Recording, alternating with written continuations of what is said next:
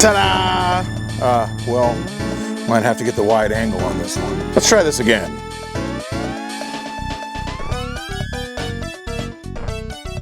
Okay, there we go. Ta-da!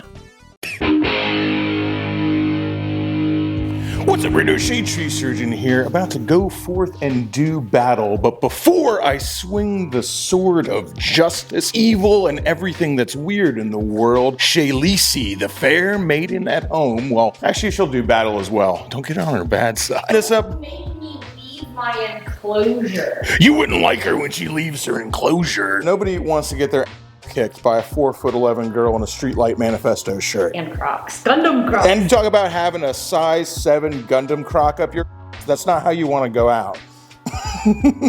Shay out here packing up stuff for our best bud, numero uno muchacho in Portland, the PNW Sugar Tree J from Sessions. We'll be heading out there soon, but in the meantime, we're sending him the Brapstar care package to the USPS, and we're from Florida, so I don't know if he's gonna get to wear this stuff just yet, because I know you guys are still freezing up there, but hopefully soon. The care and attention. Let me just move these, I wonder what this is for.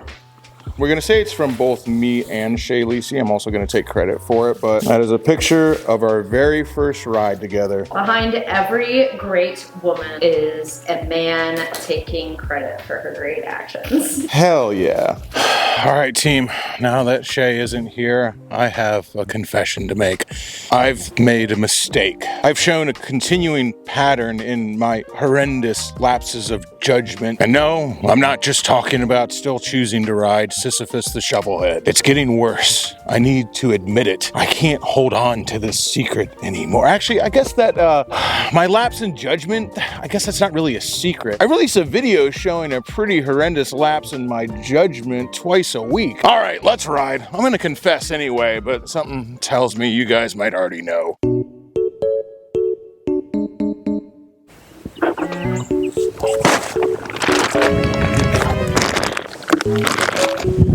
That ain't going nowhere. The bike might not either, actually. Fingers crossed, Sisyphus tries to roll the boulder one more time. Go through the black magic ritual, and is a demon coming out of the portal today? Hell yeah. Dang, you know, I got those exhaust gaskets in like 2 weeks ago. I really should replace that. Onward, weirdos, hedge mages, wizards, warlocks, and witches. It's time to infiltrate the USPS. Only fitting that we're taking Sisyphus the Shovelhead up there to drop off not only the Brapstar orders, but our special care package out to Sugar Tree J and Sessions in the PNW. After all, the whole reason I met him was because of this shovelhead right here. When my man Circus Bear Moto called me up and says, hey, I think I found a bike you'll like out here in Portland, I didn't waste a whole lot of time flying out there, and I met up with Sugar Tree J. Me, him, and Circus Bear sat down, rapped, and figured out we were cut from the same cloth, and that's where the Sessions Brapstar collab came from. All birthed from this monstrosity of a shovelhead. Don't forget, if you're in the PNW in Oregon, or if you're within Smokey and the Bandit distance from the Oregon border, don't forget to ask your local bud tender to order Sessions on LeafLink. It is the #1 way to support what we do here on the Shade Tree Surgeon channel, the Shay channel, the entire Brapstar network. We of course have all the normal session goodness available at all times, but also 2 limited edition super special collabs. Whiskey River for the true connoisseurs out there. Smooth as silk, baby. Pairs up well with a nice glass of Basil Hayden. And of course, to celebrate all our border bandits, and I can't believe we got away with this one, but another Brapstar collab that's out right now is Eastbound and Down, bringing a whole new meaning to loaded up and trucking. What can I say? I know it's pretty much legal everywhere now, and once it's 50 state legal, you won't have to go quite so far to get your sessions. But whenever I smoke, I like to keep it a little clandestine. It seems like it tastes just a little bit better when it still feels illegal.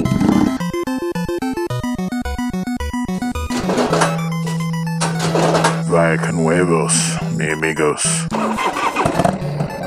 Cause a little trouble and escape on the shovel. Of course, escape on the shovel, it's never a guaranteed thing, but it's always a little more exciting.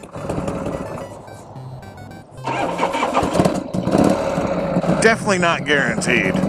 Wasn't I supposed to confess something? Wasn't I supposed to come clean? Wasn't I supposed to take ownership of my bad decisions? Bear all for the world to see. Let my soul be judged by the masses. Yeah, I guess I can't avoid that any longer. Let's go do that. Oh, man. Well, like most people with problems they don't want to admit to, there's way more exposition than anyone would think is necessary. Well, anyone but yours truly, anyway. And I mean, real problem isn't me so much. It's Facebook Marketplace. They need to have it's addictive warning on it. I fell into the trap of the free section of Facebook Marketplace, which is where I ended up with a couple of free boats. If you remember the video I made called I picked up every free boat I could find on Facebook Marketplace until I convinced myself to stop doing it because I was going to fill up my yard with boats. Well, you'll remember the 19-foot deck boat back there, all aluminum construction, hell of a deal. Tore up the backside of my truck like it was in a Jurassic Park attack, but I got the motor running, the carbs are rebuilt. This thing is literally a bilge pump and a steering system away from its first water test. For a free boat that originally cost 30 grand in 1997, I'm gonna take that one as a win. The other free boat from that video was a bass boat, and I had to make a decision because I couldn't keep everything, and I did. The free Fisher bass boat, Gray Thunder with the 50 horsepower Mercury on the back that we also got running is officially sold. I stuck it up on Facebook Marketplace for 900 bucks and literally had somebody take me up on it within 15 minutes of it being posted. I'm not trying to scam anybody. I honestly put it at 900 because I figured I wanted to leave myself a little wiggle room for someone to beat me up on the price, but they didn't. I was super descriptive about the boat, went through all the issues with it, showed all the issues with the motor. I mean, the motor actually runs fine. There's nothing wrong with it. Honestly, there's not really much wrong with the boat either, except it needs a new transom. So I guess whichever way you look at it, 900 bucks is actually a really good deal for it. I don't really know. Anyway, we're one boat less at Brapstar Garage. And the 900 bucks I sold it for, well, what are we using that for? Well, it's actually 100 bucks short of my insurance deductible to get the truck fixed. So that money was gone before I ever even made it back. At least I can say that now when it comes to free boats, there's one less on the property and we're almost even Stevens. I guess 100 bucks shy, and I'll probably spend about 100 bucks in carburetor parts, and I bought a $100 ultrasonic cleaner. And anyway, I'm not doing that kind of math. We do boy math around here, and boy math is we're almost breaking even on free boats right now. The other boy math would be is now there's one less boat here, and that's the very, very insidious math. That's the kind of math that gets you in trouble. That's the kind of math that lets you talk yourself into things. This is why I'm not good at math, because the only thing I could think of, the burning desire, the overwhelming urge, the unignorable scream inside my head was, there's one less boat here now. That means we can get another free boat off of Facebook Marketplace. I mean, come on. Who would do that? That's a bad idea. That's a bad idea. We did it though. Ta-da! Well, might have to get the wide angle on this one. Let's try this again.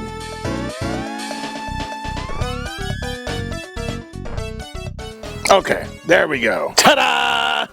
You guys as excited as I am? Probably not as excited as Shay Lacey. But what I do know is nobody's as excited as I am. Can you believe how much boat that is for free? That is 5,000 pounds of boat for nothing. That's freaking whatever much the trailer weighs, 1,000 pounds of trailer for nothing. Just sitting there. They're like, just come and get it. It has a title, free and clear. Look at the size of this thing, 25 feet. I'm losing money saying no. I mean, I'm actually 100 bucks in the hole, but I'm losing money by now. How could you say no to this? How could you have a truck that could pull this and then say no when someone says, yeah, you can just have it. You can just come and get it. And you just gotta be fast because there's a bunch of other vultures out there picking up free Facebook Marketplace finds. I just happen to be King Vulture. Introducing the new to me 1989 Tierra 2500. Brapstar now owns a a yacht. Now trust me, I know at 25 feet long, yacht is going to be a descriptor used rather loosely, but Tiara makes yachts. This is a Tiara yacht. I own a yacht. I own a yacht. Now what? So I got another free boat, and this time I can call it a yacht. I mean, we're just barely scraping into yacht territory here, but still, it's a yacht, right? It's a yacht. What is it worth? Really? I don't know. What's anything worth? What's life worth? What's a blade of grass worth? What's a peal of genuine laughter from a buxom naked woman who loves you worth? This boat is worth more than anything in the world, and it's worth less than a single dewdrop. But I went ahead and looked up a bunch of boat trader listings for early to late 80s Tiaras, and this is a 2500 Pursuit, which was sort of a liveaboard slash angler series of boats that they produced, where they were still calling them yachts, but really they were just fishing boats with a berth. Nice versions of these with inboards, and this originally came with an inboard. More on that later, it's no longer there, but nice versions of these with inboards are going anywhere from $50,000 to $60,000 if they're like immaculate. Now if they've got outboards on them, and usually they got a couple of outboards on them, they're going for more like $90,000. Now what does that mean? Does that mean I just picked up a $70,000 boat for free? No, it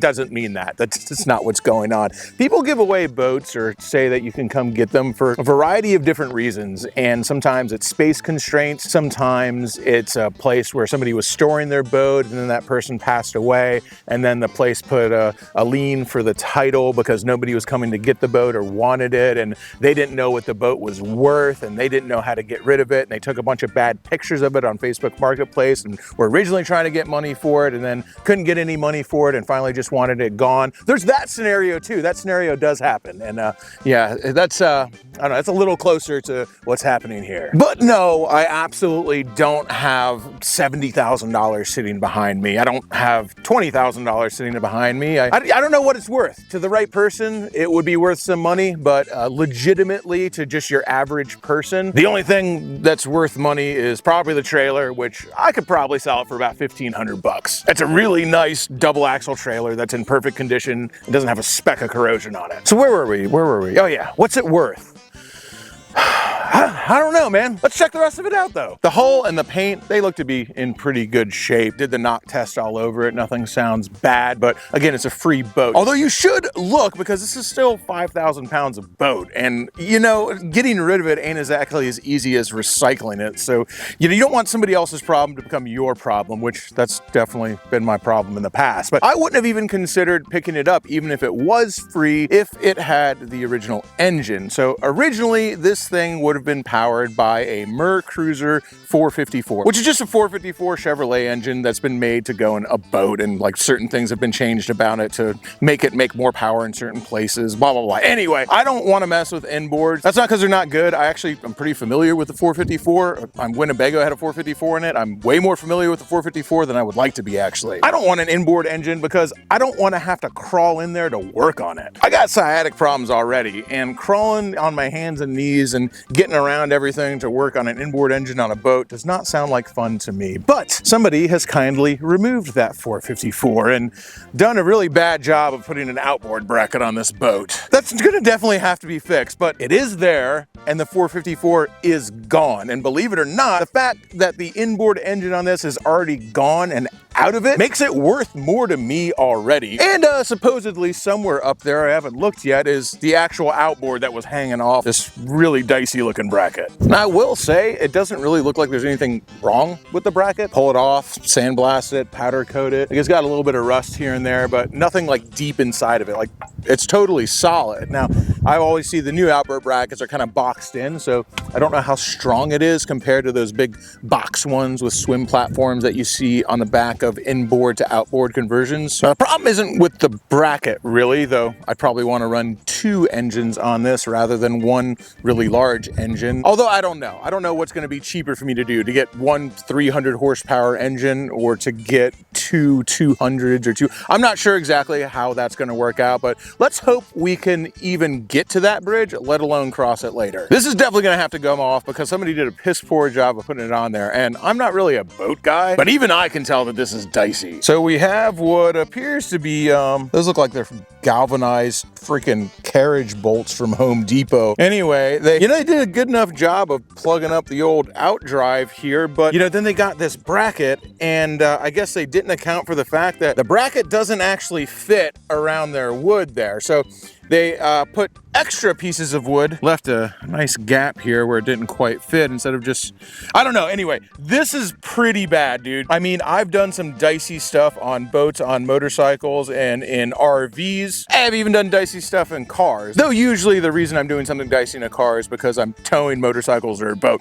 Anyway, I don't think I would quite get that dicey. I think the bracket can work. David from Forgotten Angels, who's forgotten more about boats than I'll ever know, already came over and said he thinks it looks good, and we'll essentially have to in the correct way, and then we'll redo it, and I'll make the decision about it later. Anyway, all I'm saying is the fact that the inboard motor is out of this thing is a big bonus for me. The other bonus, which a lot of people already know about Tiaras, is that they were available in the 80s with either an outboard or an inboard option. Now, it was the same boat. They were set up the same way. The biggest difference being is that if it had an inboard outboard, there'd be a big old dog box inside of it, which we'll see later. That was covering up your inboard motor, and if it was an outboard setup, well, they'd have brackets back here if you had chosen the outboard option. What's cool about that is you can't always do these inboard outboard conversions on every single boat. It's not as easy as just bolting a bracket back here and hanging a couple of outboards off of it. And it's not as easy because these transoms aren't as tough on a lot of boats because they aren't set up for, 1,000 pounds of engine to hang off of it. The thing about the Tiaras is it's the same boat. So whether you got the inboard option or the outboard option on these 2,500 Pursuits, either way, the transom was ready to do the work, which is a gigantic bonus. All right, that's enough toxic positivity. From the outside, things are actually looking pretty damn good, unless you know a lot about boats, in which case you're probably going, well, I wouldn't bang that boat with Shade Tree's dick and Shay's ass pushing. Because if you know boats, you know that most of the time these things inside are a derelict wreck. So let's go look at the other side of the coin. If I can get into this thing without breaking my neck. Yeah, you're probably taking a look around the inside of this boat, taking a gander at all of this, taking your first peek inside the Tiara 2500, and I bet that all of you are thinking the same thing. You guys are just saying to yourselves, God damn it, Josh, you dirty dog, you did it again. Once again, your unerring accuracy and preternatural skill at picking out amazing deals has landed you a flawless, perfect, almost water red. Wait, you're not thinking that? Nobody's thinking that? Weird. Yeah, okay, yeah, I get it.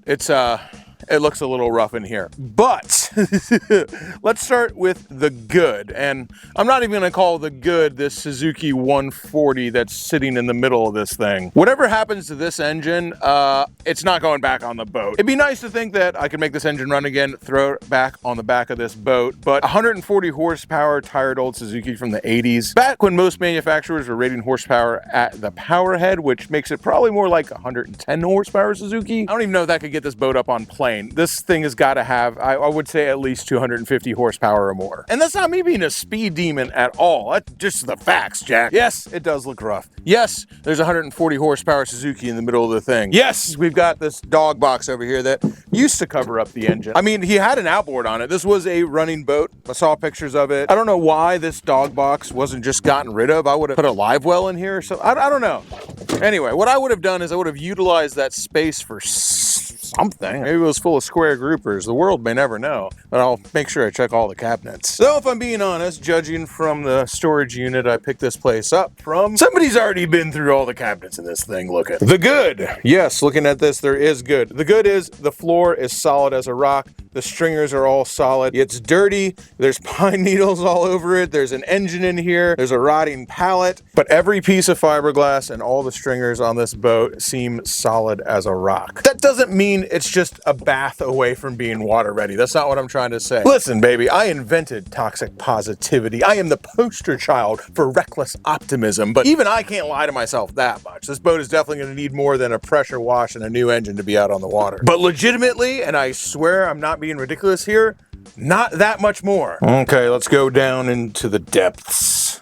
Now, being water ready and being able to go out fishing and being able to go offshore, that's a far cry from being actually exactly as functional as it was when it floated off the showroom floor. That would take a lot more work. But it does have a full enclosed bathroom, which if you're gonna go out with girls, you wanna go 50 miles out with ladies on board, they're gonna want this, okay? And when it comes to boats, if there's not girls there, what's the point? That's one of the main reasons I got this, is I wanna start boat camping. And the difference between boat camping and camping at national parks is camping at national parks usually have a public restroom, and there's not a public restroom 50 miles out into the Gulf. I guess that's not true. I guess the whole world is your public restroom at that point. But anyway, you get what I'm saying. At some point, there was a kitchen over here. I would have taken it out anyway, but somebody beat me to the punch.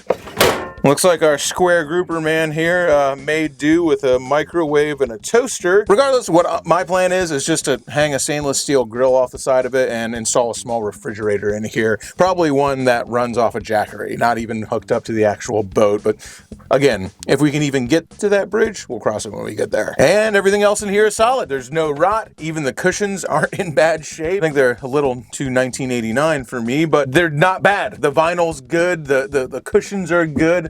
The roof is carpeted. It could definitely use a cleaning, but there's really nothing wrong with this boat. Now, maybe later on I'll discover something horrendously wrong, but it seems like the only thing that was really wrong with this boat was the guy who owned it passed away, and he didn't have any kids or family who wanted it, and the place that was storing it for him didn't know what they had. Or if they did know what they had, they didn't care. And all my talk of $70,000 this and $90,000 that that's an exaggeration, trust me. Even if this thing was in running condition with the outboard on it and ready to go, put it in the water and run, my guess, I don't know, my guess is that maybe it would be worth like 10 grand if you were ready to put it in the water the next day. Maybe they're worth more in other places, but when I saw $70,000 for one of these things, I thought that person was out of their mind. I don't know who would ever pay that for this. I see boats like this running, like ready to go. Not with outboards, usually with inboards. The outboards always get a lot more money, even if they were previously inboards and they're outboard conversions. But if they're an inboard and they look like this and it's in good shape and ready to go out in the water, I would say one from the 80s, it's worth about 10 grand. Of course, that's in Florida. And in Florida, there's a free boat in every other yard. You could go out on any given Sunday around Florida, Tampa, St. Pete, Clearwater, anything like that with $1,000 in your pocket, just knock on people's doors who have boats in their yard, and you come back with 10 boats and some change. Boats just aren't worth that much in Florida just because there's so damn many of them. New boats are worth a lot of money. Used boats,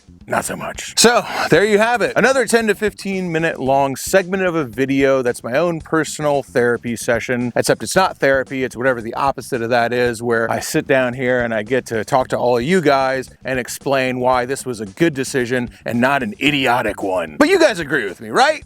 Right? Right.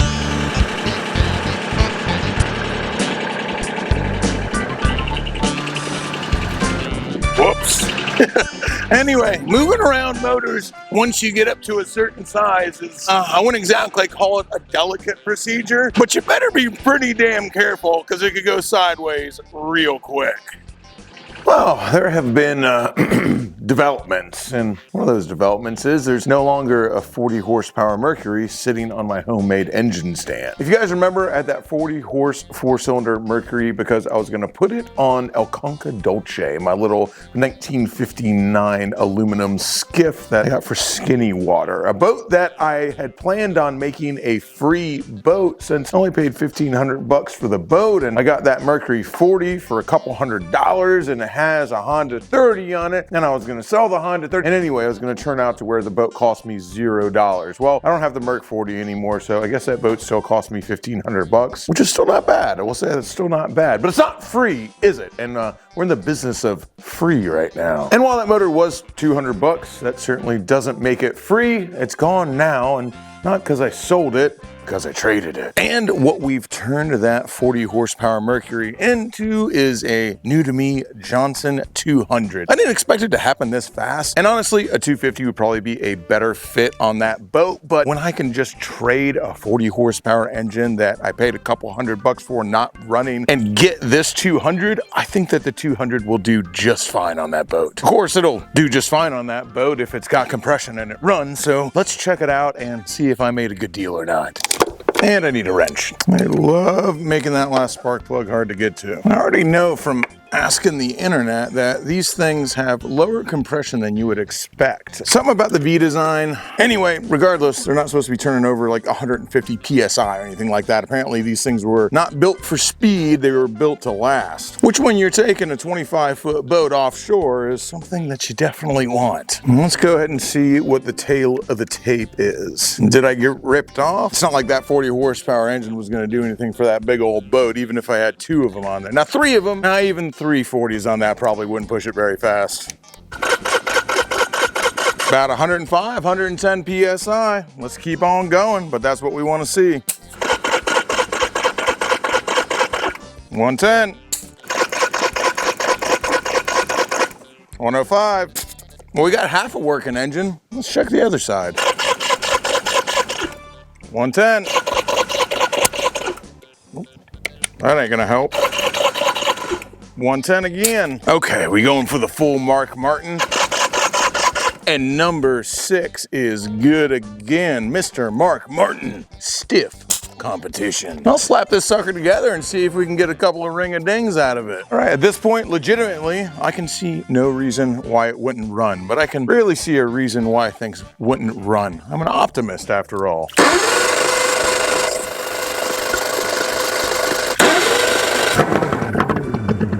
Hey!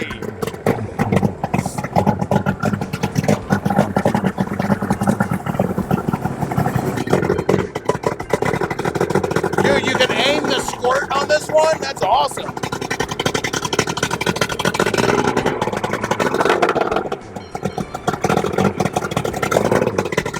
Maybe I'd say we got a good deal.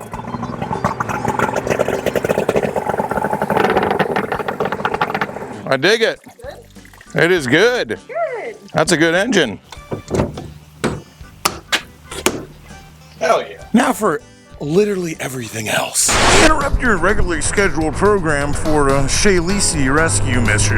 You know, the Shovelhead, the Goldwing, and my various derelict boats aren't the only crappy vehicles we have around the Brapstar compound. We've also got Shay 1989 IROC, and it's currently broken down. Shocking no one. Now, Shay's IROC might be an 89, but it doesn't have the crossplane. Somebody stuck a 400 cubic inch truck engine from the 70s in it. It's got a carb the size of a bathtub on top of it, a hot cam, and some hot heads. Not to mention a 5-speed manual transmission. So I'm hoping it's not actually broken down, and I'm hoping that thing is just out of gas. Fingers crossed. I'm an eternal optimist. Target acquired. Let's hope that reckless optimism once again wins the day.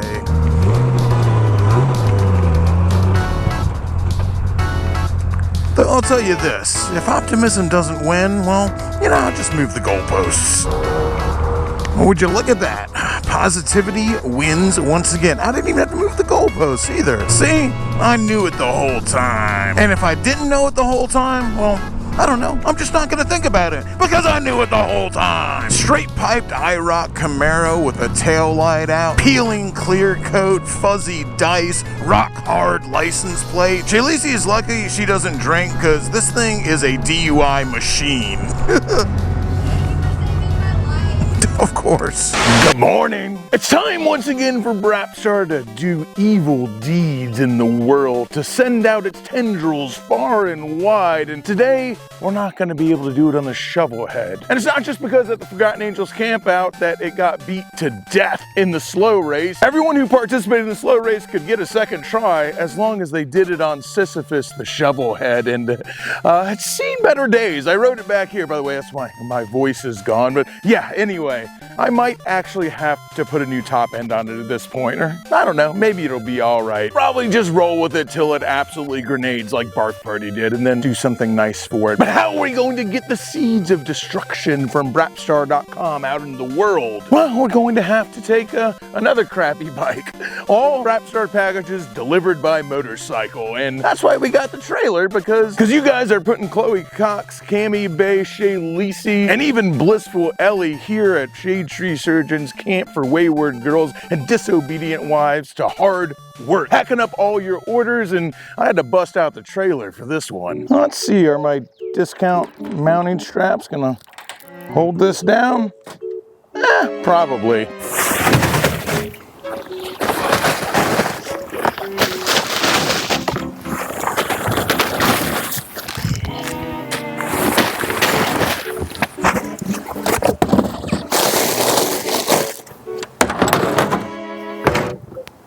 That ain't going nowhere. Probably. It would be nice if after I loaded it all up, it started. Why wouldn't it, baby? The wing is king. I can't really see anything though, can I?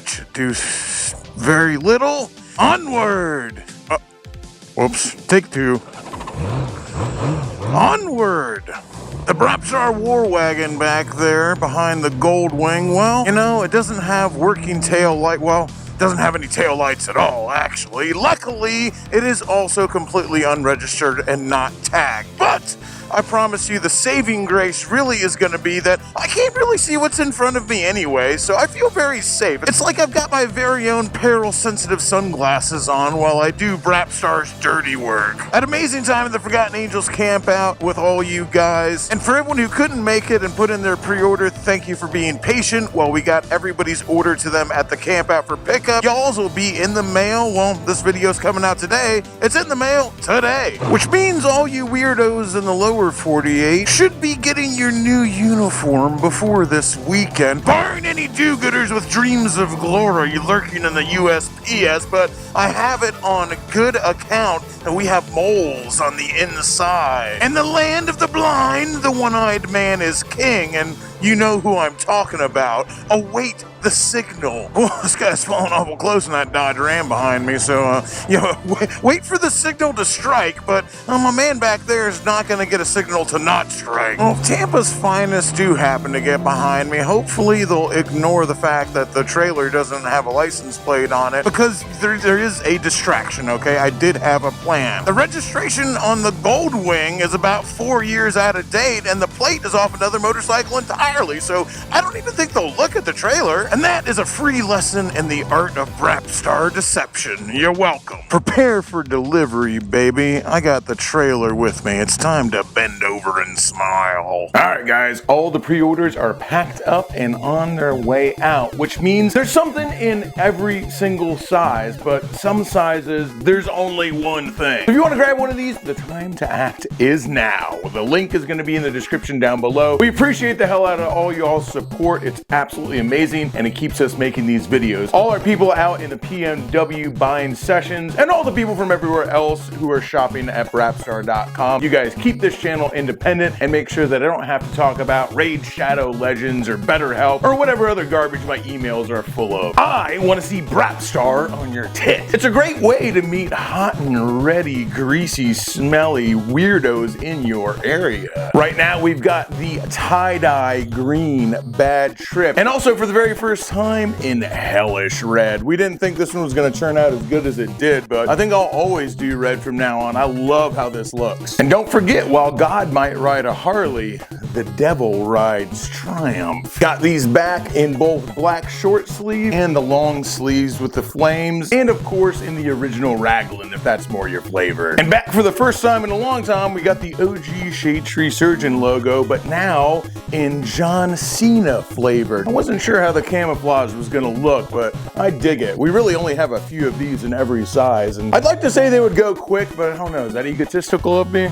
Anyway, I think it turned out pretty good. There's a bunch of other stuff on the website, limited sizes and everything, but I'm gonna do something for everybody who orders today. I'm gonna send this koozie. Some of you might already have it. It's not pee, it's different. Letting everybody know that what you're drinking is really different. Anyone who orders today, not only will I pack your order up today, but I'll also throw one of these koozies in there, along with the other freebies that we always throw in people's stuff. That link's down below. We appreciate you guys keeping us independent. All right, usually I'm saying back to motorcycles. I guess this time I'll say back to boats. And back to one thing at a time, which is Also very unlike me. When I say one thing at a time, I mean I not only owe it to myself, but I owe it to my poor truck's tailgate, and I also owe it to this boat that I've already put a lot of work into to finish this boat. And when I say finish, I am not going to turn the first wrench or lay the first piece of fiberglass on that Tiara until this deck boat is in the water and running. I wasn't even looking for that Johnson 200. It just happened to fall in my lap, and a trade deal like that,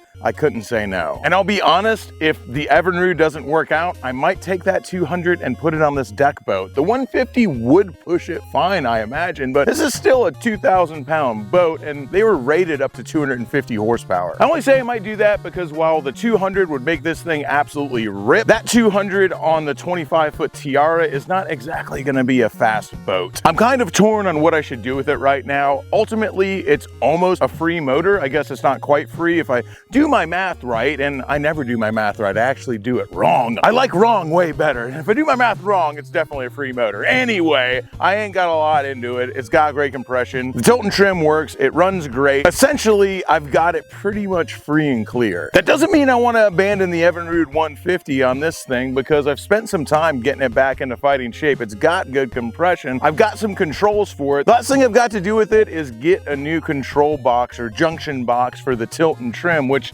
I have no idea if it works yet or not. Tilt and trim, of course, can be rebuilt, but I got to get all the controls and all the relays for it just to test it out in the first place, because they are definitely missing from this motor. Scavengers have been here, which is a shame because they were scavenging from a perfectly fine running motor that just happened to have some gunked up carbs and a couple of wires that were crossed. I ain't trying to start another project until I've got this one in the water. I already sold the Fisher Bass boat and decided to put my energy into this thing. I think that this boat is going to be some sun and a fun. We've already drawn out some plans. I think we're going to put a stripper pole on the front of it, among other things. And trust me, when I talk about stripper poles and all the ladies of Brapstar being on that boat, you guys might want to see that, but nobody wants to see it more than this guy. Let me know what you think I should do with that Johnson 200, whether I should save it for the Tiara or if I should slap it on the deck boat and make this thing really rip. 200 horsepower Tahiti deck boat with the stripper pole and lounge area. I like the sound of that. But of course, it's also going to be really expensive to power that Tiara 25 with something that's 200 to 300 horsepower. And I got that 200 for free. Let me know what you would do if you were in my situation. And that's gonna about do it for this one. Thanks for sticking around. I appreciate you guys shopping at brapstar.com. If you could do me one further favor in a video full of favors, and make sure you leave a like on it and hit subscribe. It really helps out this channel a lot. I try not to ask all the time so I don't sound like a broken record, but I'm asking right now. That's gonna about do it for this one, guys. Until next time, keep it weird. Crashing through the sky comes a fearful cry. Shade tree, army. Shade tree, army. Armies of the night, evil taking flight. Shade tree, army. Shade tree, army. Nowhere to run, nowhere to hide. Panic spreading far and wide.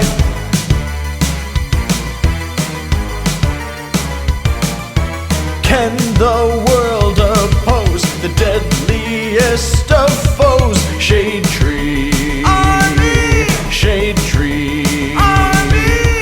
Who will risk it all to end the evil call of Shade tree, army. Shade tree, army. They never give up, they never say die, walking tall with banners high. Shade Tree Army, a ruthless gang of scum, villains, freaks, and bikers determined to rule the world.